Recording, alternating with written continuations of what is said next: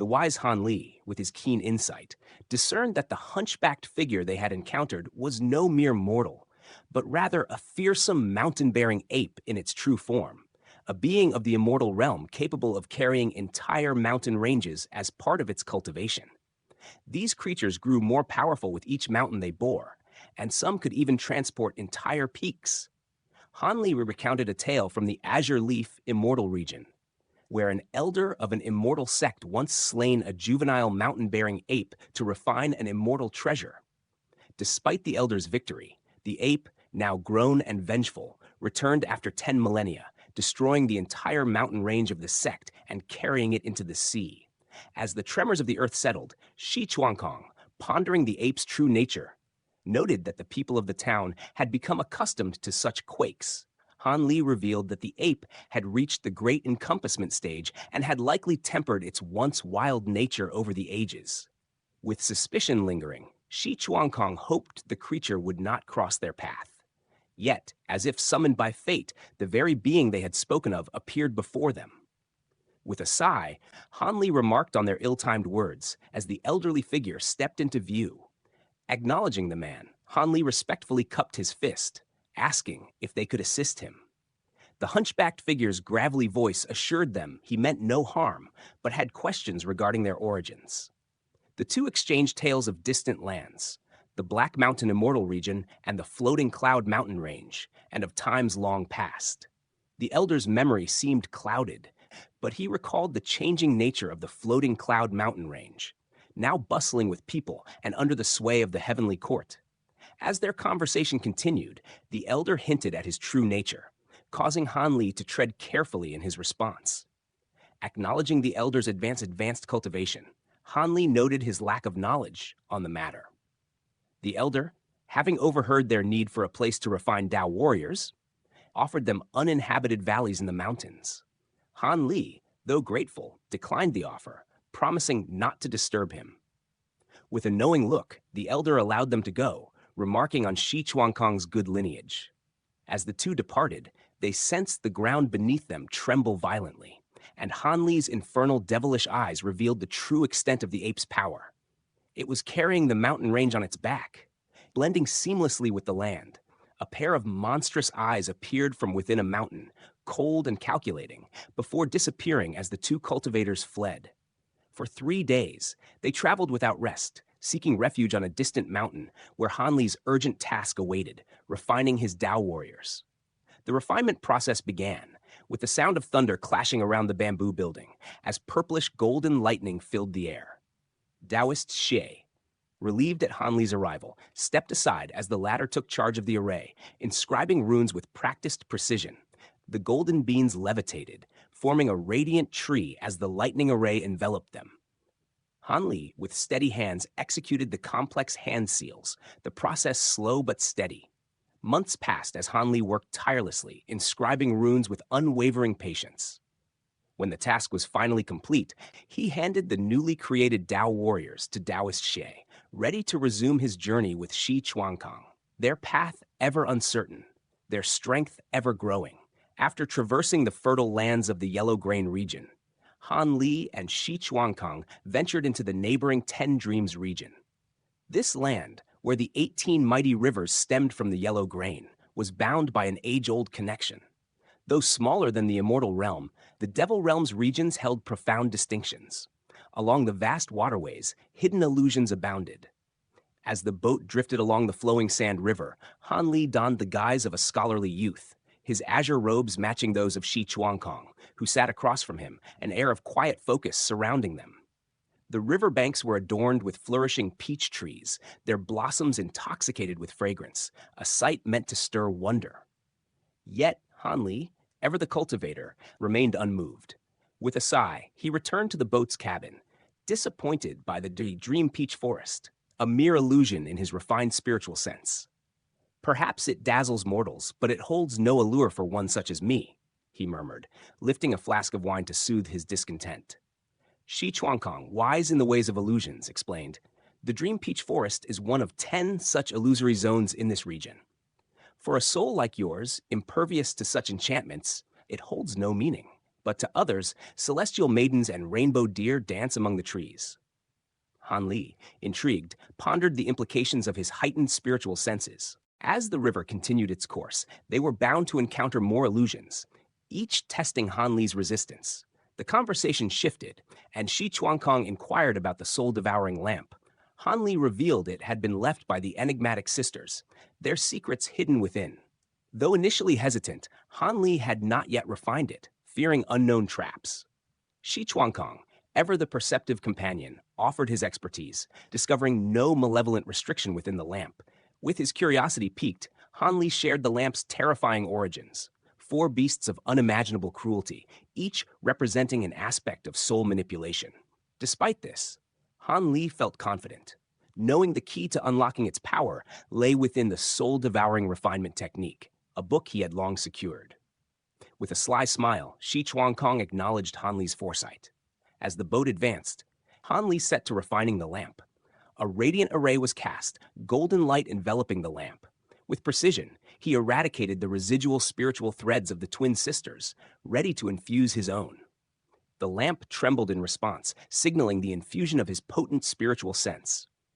Weeks passed, the boat nearing the heavenly dream staircase, its arrival marking a turning point.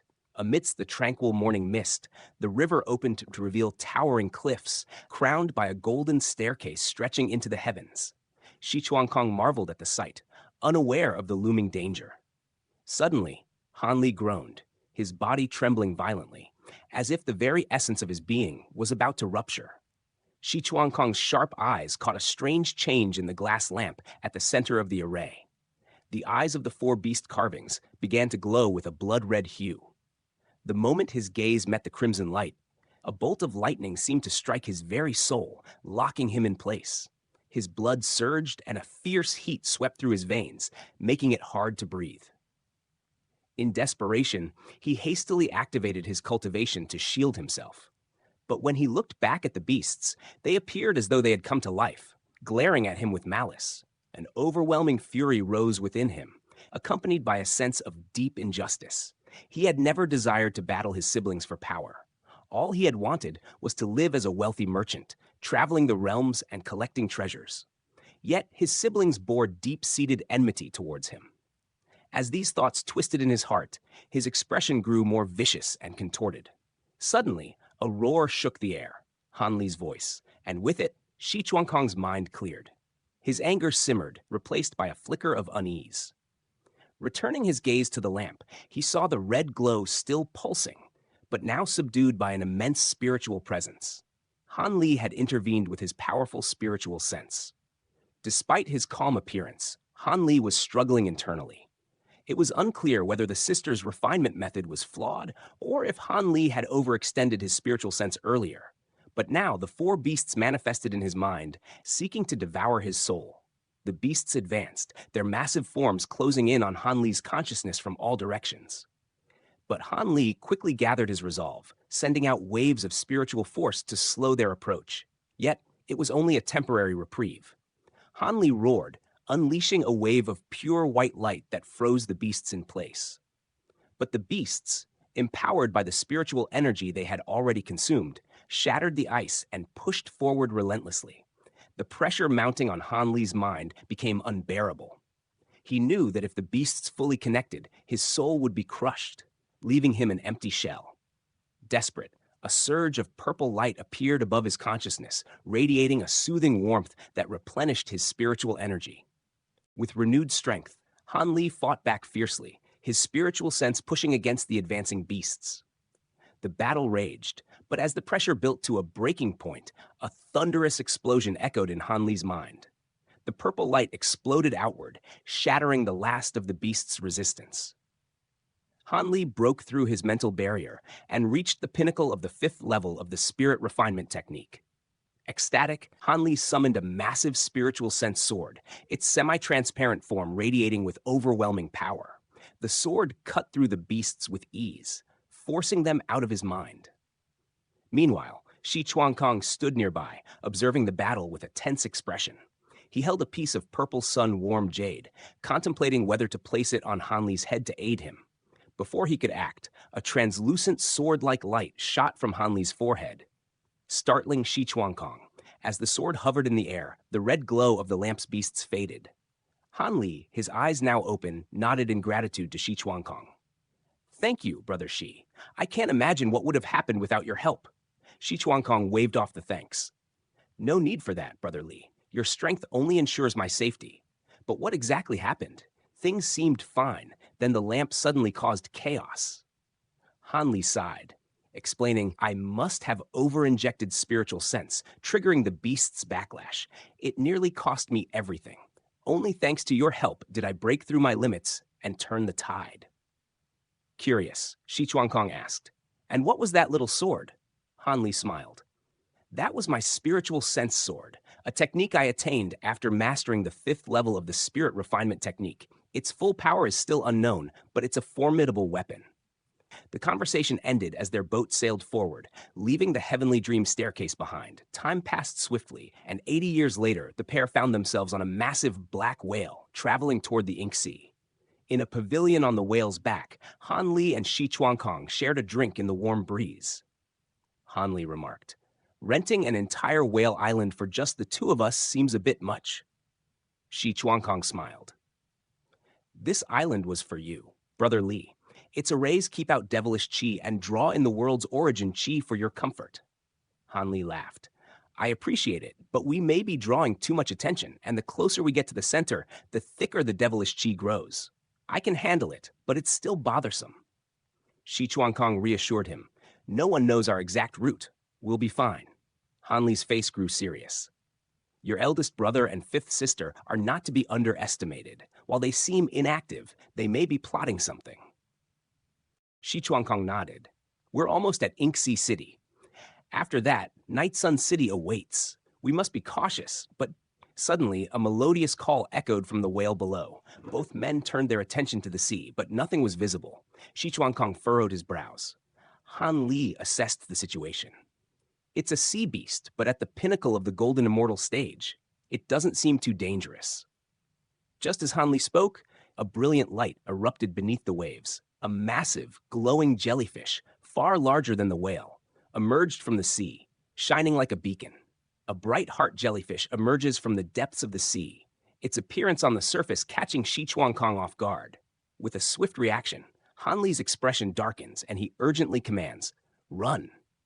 Channeling his reversal true axis, Han Li leaps into the air, swiftly pulling Shi Chuankong along. Barely escaping the impending danger, the jellyfish collides with a massive whale, triggering an explosion that sends shockwaves through the air. The whale's bones, shattered into deadly projectiles, hurtle toward the two. Han Li and Shi Chuankong strike in unison, unleashing giant fist projections that reduce the bones to dust. From within the ensuing cloud of bone powder, a ghostly figure emerges, casting a barrier of white light to trap them. The area within the barrier is filled with an eerie, cold qi, and looming pagodas rise in the distance. The voice of Taoist Master Boneshine echoes, mocking their efforts to escape. Shi Chuankong groans, recognizing the formidable opponent, while Han Li's infernal devilish eyes reveal a terrifying sight. Towering bone pagodas surround them, their skulls containing ghostly flames, their connection forming an ominous array that disrupts their spiritual flow. Determined not to underestimate a great encompassment cultivator, Han Li summons his time spirit domain, slowing the surrounding mist. But the temperature plummets and darkness encroaches. Taoist Master Boneshine taunts them, and beneath a fiery pit erupts, spewing black smoke as countless headless skeletons rise in unison, wielding bone weapons. Han Li and Shi Chuankong brace for battle. Shi Chuankong urges a quick escape, but Han Li remains calm, noting the difficulty of evading such an opponent. The fiery pit explodes, releasing a torrent of skeletons, now animated by a dark force, charging toward them. Shi Chuankong summons his black saber as Han Li activates a silver door of light, summoning Taoist Xie. The battlefield erupts as Tao warriors, conjured by an azure gourd, clash with the skeletons. Arcs of purplish golden lightning streak across the sky, disintegrating the skeletons with relentless force. Yet, amid the chaos, Han Li's keen eyes spot a white shadow darting away. With a deep sigh, he recognizes the growing awareness of their powers by their enemies. Shi Chuankong admits that their only hope lies in breaking the spirit domain, and a tense silence hangs between them as they strategize their escape. Just then, a thunderous sound shakes the earth as the shattered skeletons rise once again, regenerated and more powerful. A giant, headless skeletal being emerges from the fiery pit, towering over them, its 4 arms wielding bone longswords aflame with crimson light. The Dao warriors swarm the giant, but its glowing crimson armor repels the lightning, ready for the next clash. Han Li and Shi Chuankong know they must act swiftly or be overwhelmed.